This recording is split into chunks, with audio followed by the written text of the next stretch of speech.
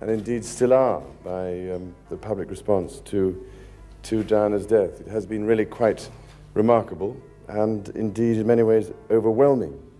Well, ladies and gentlemen, I'm most grateful to Charles Allen for his extremely kind words which he made at the beginning. And I also wanted to say how particularly moved and enormously comforted my children and I were.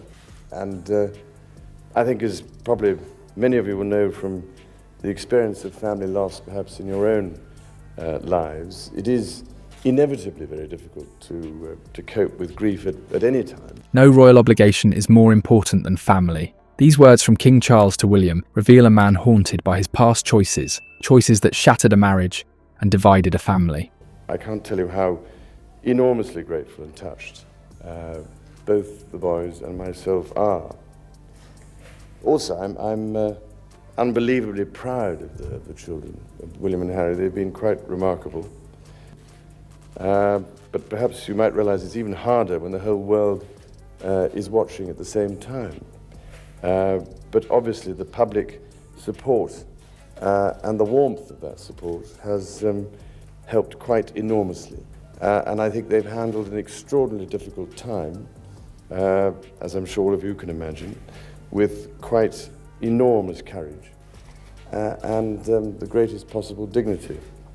Charles's unprecedented confession about Diana isn't just a personal revelation, it's a monarch publicly admitting the royal institution itself may have been fundamentally wrong. As Charles nears 76, his startling admissions suggest a royal family at a crossroads between tradition and humanity. The question is, why now? Before we move on, I'd like to ask you a small favour. If you appreciate this content, please take a second to like this video and subscribe to the channel. Over 98% of you watch the videos without subscribing. It costs you nothing, but it makes a huge difference to us. So, did you click the subscribe button? Great, thank you so much. Now back to the video. In a stunning turn of events that has shaken the very foundations of Britain's royal establishment, King Charles has finally broken his decades-long silence about Princess Diana.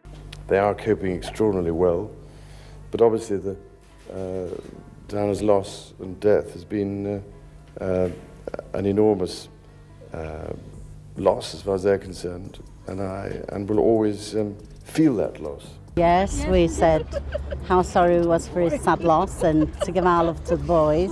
Oh, the famous one. Yeah. Are you pleased that he came out here today? Of course, yes. After years of carefully curated public appearances and meticulously managed statements, the 76-year-old monarch appears to be experiencing what royal insiders call a profound legacy crisis. Just passion for what she'd been doing. And I sort of used to sit there as quite a sort of surprised little boy at the time, sort of taking it all in. I never realised quite how much of an impact she had. Did you know as a young boy the depth of her work that she was doing?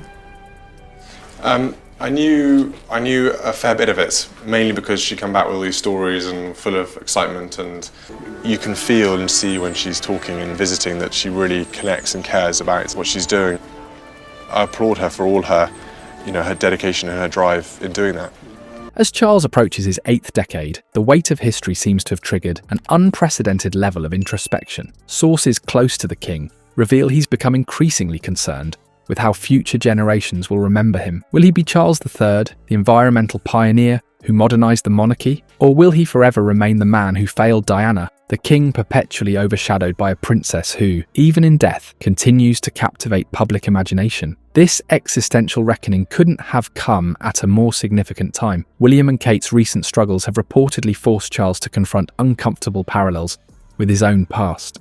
As the Princess of Wales battles health issues while maintaining royal duties. But I was not aware of how overwhelming that attention would become.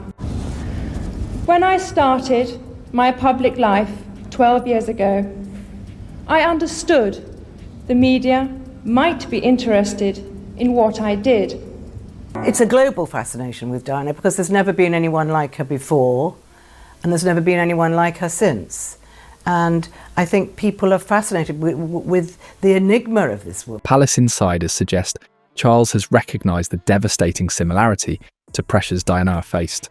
pressures he once failed to shield her from. The king has been watching history repeat itself, says one royal correspondent. Seeing William and Kate navigate the impossible balance between public service and private life has triggered something profound in Charles, a realization that the institution he represents might be fundamentally flawed. Perhaps most revealing is what royal sources describe as Charles's private acknowledgement of how the monarchy's rigid traditions directly contributed to his marriage's collapse. Little child, she's a bit of a tomboy. She didn't like dressing up. I had to take her to a birthday party once when the nanny was off and I couldn't get a dress on. And having great fun and bouncy and full of life and everything. And I don't know what you thought of. What was your instant impression, both of you?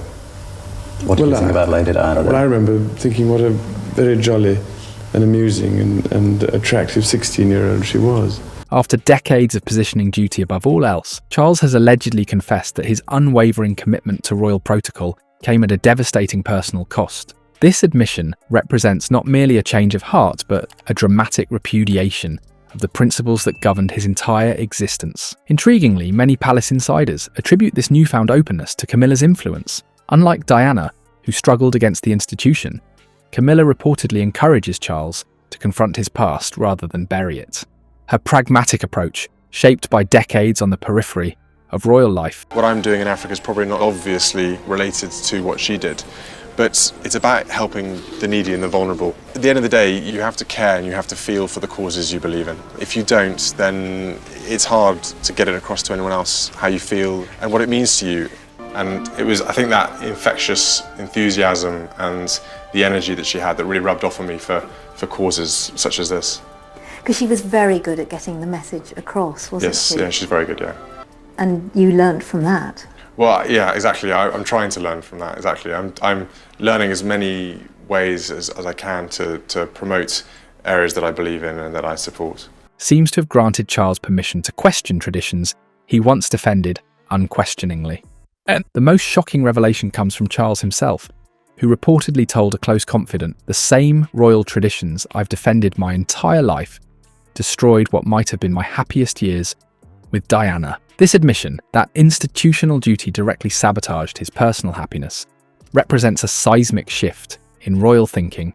The ultimate irony of Charles's revelations is that they come too late to repair what's been broken. Public opinion data clearly shows his popularity remains overshadowed by Diana's enduring legacy. Most Britons still view him through the lens of his past mistakes, not his current crown. The monarchy now faces its most existential question. Can an institution defined by tradition survive in a world that demands transparency and emotional honesty? History provides the answer. Monarchies that have successfully navigated changing social values are precisely those that abandoned the silence the British royal family has clung to for generations. Charles's belated admissions might represent the first stumbling steps towards such evolution, but the path forward remains precarious. For a public increasingly disillusioned with political institutions, this late-life reckoning appears more calculated than sincere. Yet perhaps that's the point. The monarchy isn't about Charles anymore. It's about whether William can learn from his father's mistakes before repeating them. The true test lies not in Charles's words, but in whether the institution itself can transform from within before public sentiment renders it obsolete.